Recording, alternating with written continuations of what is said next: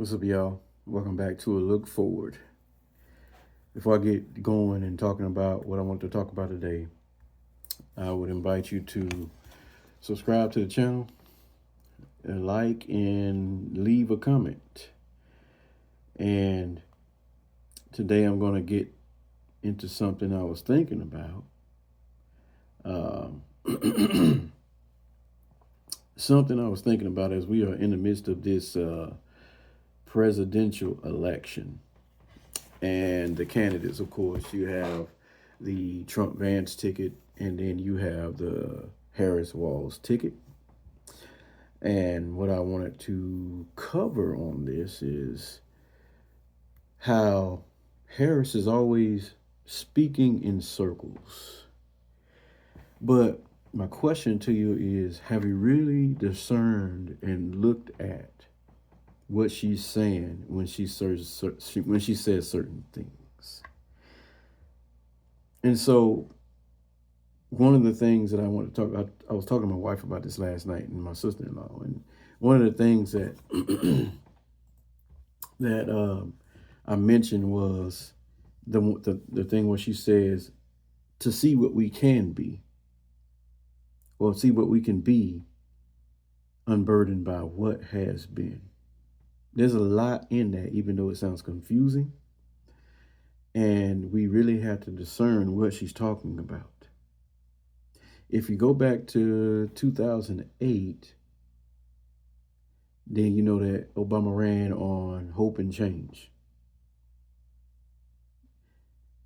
But he never really said what fundamentally would change in America. And then we find out in his second term was the introduction of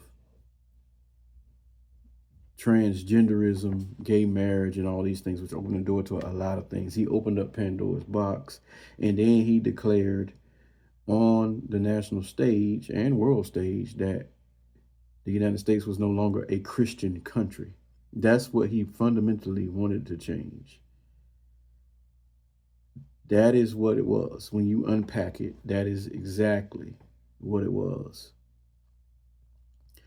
And so now we have all this gender confusion, gender dysphoria. All of this is mental illnesses and things like that.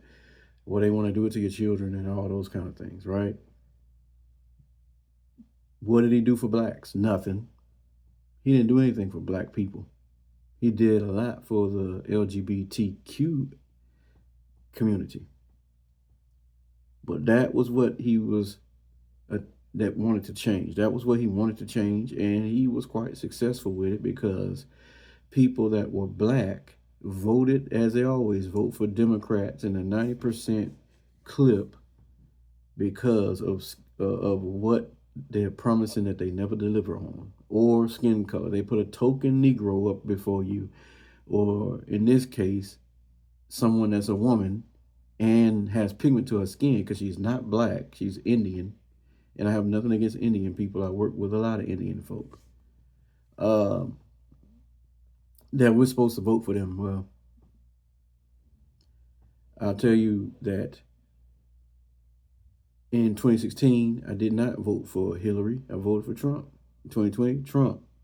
This time around will be Trump. But so what does she mean when you say to see what we can be unburdened by what has been? Well, what are the things that the Democrats would consider that would be burdens to us? It's very evident if you look at it. One is the United States Constitution. Two is the Holy Bible. Our nation was based on Christianity and Judeo-Christian values. And so I wanted to real quick read this scripture to you, Psalms 2. And it basically says what she's saying. And I believe it's a demonic spirit speaking that when they say it, when she says it. I said they say it, but when she says that, it's a demonic spirit speaking through her. And even though it's confusing, if you discern, you know what's being said. And it says, why do the heathen, this is Psalm 2, why do the heathen rage and the people imagine a vain thing? The kings of the earth set themselves, and the rulers take counsel together against the Lord and against his anointed saying, this is the key part in verse 3, let us break their bands asunder and cast away their cords from us. Let's become unburdened. Let's see what we can be unburdened by what has been. Let us break their bands asunder and cast away their cords from us. Let's take away everything that makes a nation righteous and keeps a nation blessed and put that away from us. Let's go against the anointed of God, the church, saying this very thing to see what we can be unburdened by what has been. He that sitteth in the heavens shall laugh. The Lord shall have them in derision. Well, if you look at the Democrat Party today, they're fighting amongst one another.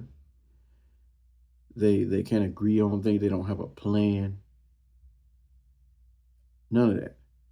Then he shall speak unto them in his wrath and vex them in his sore displeasure.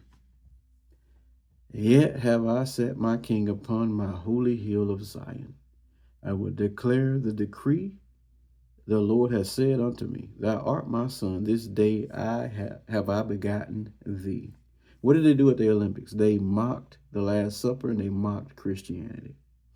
But the thing is, Jesus is Lord, no matter what they do. And they shake their fist at God.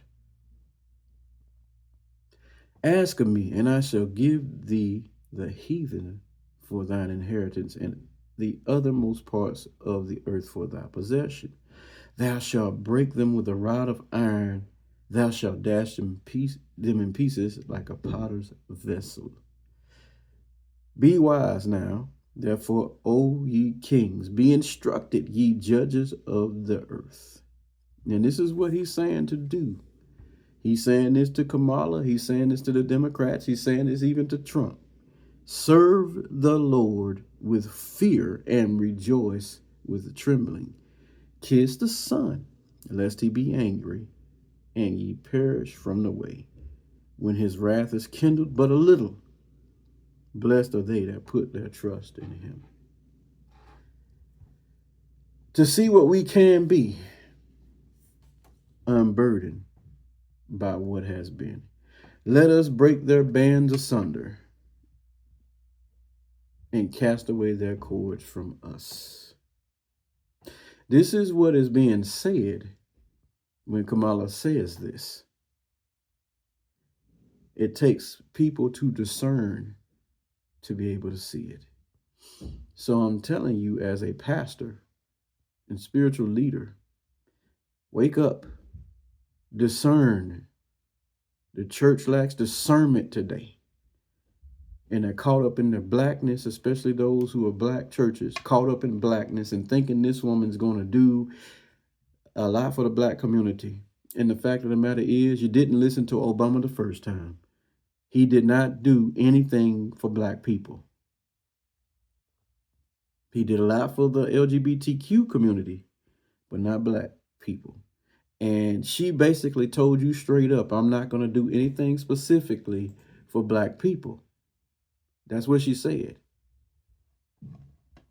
Look at what the woman is saying.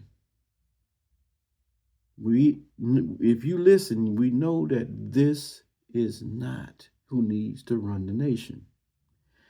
She's persecuted and prosecuted more blacks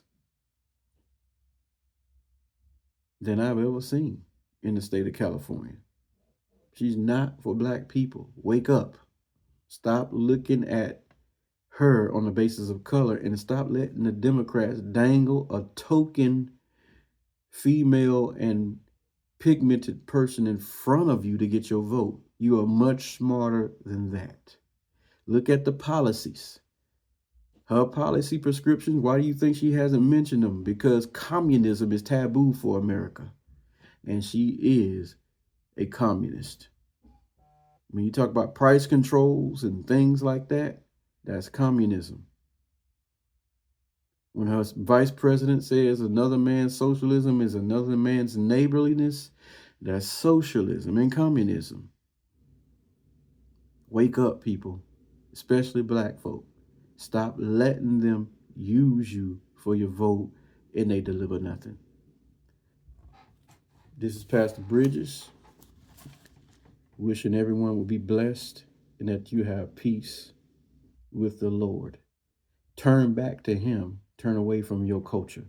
Turn back to him. Turn away from your blackness. Until next time, this is a look forward. Peace.